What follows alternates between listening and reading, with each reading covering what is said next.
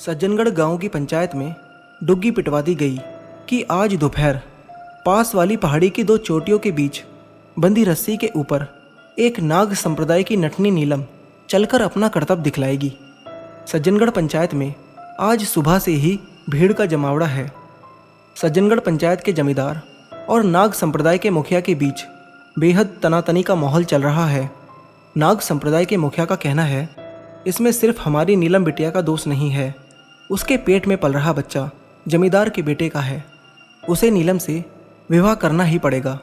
सज्जनगढ़ के जमींदार का बेटा भी इस गुनाह में बराबर का हिस्सेदार है। इधर सज्जनगढ़ के जमींदार का कहना है कि वो बहुत निम्न जाति का व्यक्ति है, उसकी बराबरी का नहीं है और नीलम के पेट में पल रहा बच्चा जमींदार के बेटे का ही है, इसकी कोई प्रमाणिक पुष्टि नहीं है। अतः किसी भी सूरत में ये रिश्ता नहीं हो सकता है। अंततः दोनों गुटों ने मिलकर ये निर्णय लिया कि पास की दोनों पहाड़ियों की चोटियाँ लगभग 200 मीटर ऊंची हैं। अगर नीलम पवित्र है तो उन दोनों चोटियों के बीच बंधे रस्से पर चलकर अपनी पवित्रता का प्रमाण दे। नीलम के पिता के मना करने के बावजूद भी नीलम पहाड़ियों की दोनों चोटियों पर बंधे रस्से पर चलने के लिए तैयार हो जाती है। संतुलन के लिए एक बांस का सहारा लेकर नीलम रस्से पर चलती है। नीचे ढोल नगाड़े बजने शुरू हो जाते हैं। दोनों पहाड़ियों की आपसी दूरी लगभग 500 मीटर है। देखते ही देखते नीलम 300 फिर 400 मीटर की दूरी तय कर लेती है। नीलम की कामयाबी सज्जनगढ़ के जमींदार को बर्दाश्त नहीं होती। वो अपने गुंडों को इशारा कर देता है और दूसरी तरफ की चोटी पर बंधी रस्सी जमींदार के गुंडे काट देते हैं और अंततः इतनी ऊंचाई से गिरने के कारण नटनी नीलम और उसके गर्भ में पल रहे बच्चे की मौत हो जाती है। कहते हैं मरने से पहले नटनी ने सज्जनगढ़ के समस्त ग्रामवासियों को श्राप दिया था कि उसके साथ छल किया गया है, अर्थात अब इस गांव में जिसके पास धन रहेगा उसके पास जन नहीं रहेंगे और जिसके पास जन रहेंगे उसके पास धन नहीं रहेगा। कहते हैं उस नटनी नीलम की मौत के तुरंत बाद वहां पर भयानक अकाल पड़ा, जिसके कारण ज़्यादातर लोगों ने उस गांव से पलायन कर लिया, अर्थात दूसरे नगरों में काम करने के लिए चले गए।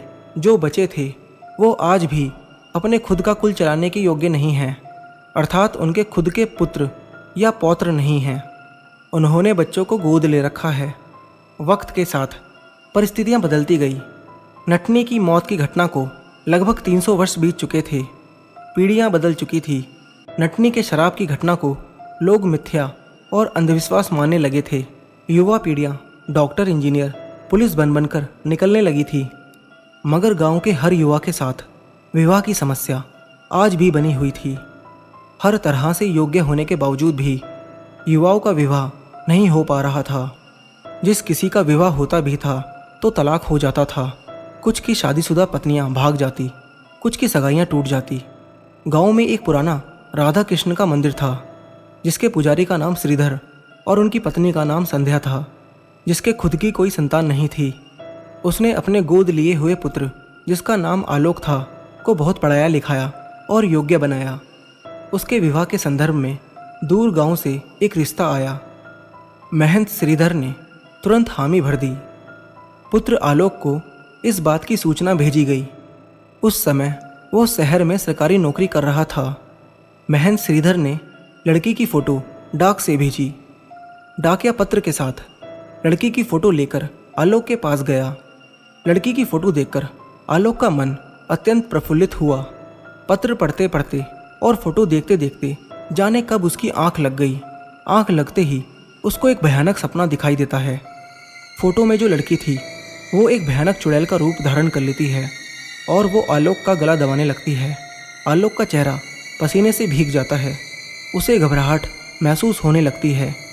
गले पर चुड़ैल के पंजों का सिकंजा कसता जाता है, जिससे आलोक का दम घुटने लगता है और अचानक वो चीख पड़ता है। उसकी आंखें खुलती है। चुड़ैल उसके सीने पर सवार होकर अपने पंजों से उसके गले पर दबाव बनाए हुई थी। हड़बड़ाहट में उठकर आलोक चुड़ैल को दूर फेंकता है और दीवार से टकराकर एक भयानक चीख के साथ चुड़ैल अंधेरे में गुम हो जाती है। पिता की आज्ञानुसार आलोक फौरन सज्जनगढ़ के लिए प्रस्थान करता है। अपने साथ हुई घटना का आलोक किसी से जिक्र नहीं करता। वो पिता की आज्ञा को सर्वोपरि मानता है और उनके आदेशानुसार विवाह के लिए तैयार हो जाता है। बारात घर से वधू के घर के लिए रवाना होती है। सभी बारातियों में हर्ष उल्लास का माहौल है। लोग नाच झूम रहे हैं। बारात जैसे विवाह स्थल के द्वार पर पहुंचती है। द्वार के ऊपर एक भयानक विस्फोट होता है। तभी द्वार के ऊपर आलोक को वही चुड़ैल बैठी दिखाई देती है और द्वार आलोक के ऊपर धड़ाम से गिर जाता है और चुड़ैल एक भयानक हंसी के साथ वहां से गायब हो जाती है। भगवान का शुक्र था कि द्वार केले के पेड़, बांस और कपड़े का बना था, जिसकी वजह से आलोक को कोई गंभीर चोट नहीं लगी। अंततः आलोक को सकुशल निकाल लिया जाता है। बाराती आगे बढ़ते हैं। विवाह संपन्न होता है। विदाई के बाद बहू घर आती है। सुहागरात से ही बहू आलोक को करीब नहीं आने देती। वो आलोक से हमेशा दूरी बनाने के लिए तत्पर रहती है।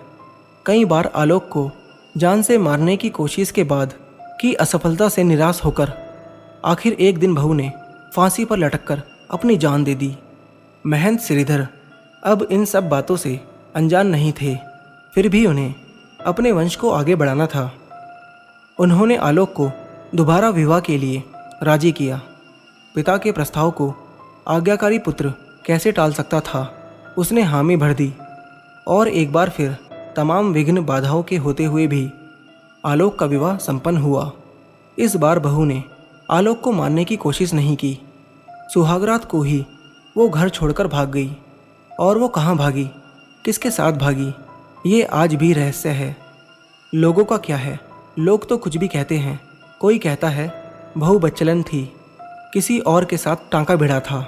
कुछ का कहना था कि आलोक में ही कमी है, इसलिए उसकी पत्नियां या तो भाग जाती हैं या फिर मर जाती हैं। कुछ कहते थे कि हो ना हो भूत प्रेत का साया है, इसलिए महंत के घर में कोई बहू नहीं टिकती। श्रीधर महंत भी इस बात से भलीभूत अवगत थे कि हो ना हो अभी भी इस गांव में उस नटने का श्राप विद्यमान है, जिसकी हत्या का जिम्मेदार वो संपूर्ण गांव को मानती है। महंत श्रीधर अपने नाना की जायदाद का इकलौता वारिस था। वो नटने की आत्मा की शांति के लिए मंदिर में अनुष्ठान का आयोजन करता है, जिसमें दूर दूर से जाने माने तपस्वियों को बुलाया गया। श्रीधर ने पैसे को पानी की तरह बहाया। संपूर्ण गांव वालों ने नटनी के श्राप से मुक्त होने के लिए बढ़ चढ़कर हिस्सा लिया। मगर जिस दिन यज्ञ का अंतिम दिन था, उसी दिन आहुति देते समय यज्ञ की अग्नि बुझ जाती है। आसमान पर चारों तरफ अंधेरा छा जाता है। तब उस अंधेरे में उजाले के साथ नटनी का चेहरा प्रकट होता है और एक बार पुनः उस दिन दिए हुए श्राप को याद दिलाती है। ये सती का दिया हुआ श्राप है, तुम्हें अपने कर्मों की सजा भुगतनी पड़ेगी। मरोगे तुम सबके सब। जन रहेंगे तो धन नहीं रहेगा, धन रहेगा तो जन नहीं रहेंगे। ये बोलता हुआ नटनी का अक्स अंधेरे में विलुप्त हो जाता है। सारी यज्ञ आहुति तहस नहस करने के बाद तूफान शांत हो जाता है। सब कुछ शांत है। सबके चेहरे निराशा से मुरझा गए हैं। महंत श्रीधर के दिमाग में बार बार नटनी की यही बात गूंजती है, धन रहेगा तो जन नहीं रहेंगे, जन रहेंगे तो धन नहीं रहेगा। वो तुरंत परिस्थिति को भांपकर एक निश्चय लेता है। अगर वो सज्जनगढ़ की जमीन जायदाद बेचकर कहीं शहर में बस जाए तो हो सकता है नटनी के श्राप से मुक्ति मिल जाए। और वो ऐसा ही करते हैं। वो सज्जनगढ़ में नाना की सारी जमीन जायदाद बेचकर आलोक के साथ शहर में बस जाते हैं और आखिरकार एक सुयोग्य कन्या देखकर आलोक का विवाह कर दिया जाता है। अब उस बहू से 2 संतानों की प्राप्ति हुई है। इस तरह श्रीधर के दादा बनने का सपना पूरा हो गया। मगर सज्जनगढ़ के रहवासियों का आज भी वही हाल है। या तो उनके कुल का नाश हो जाता है या संपूर्ण परिवार गांव से पलायन कर जाता है।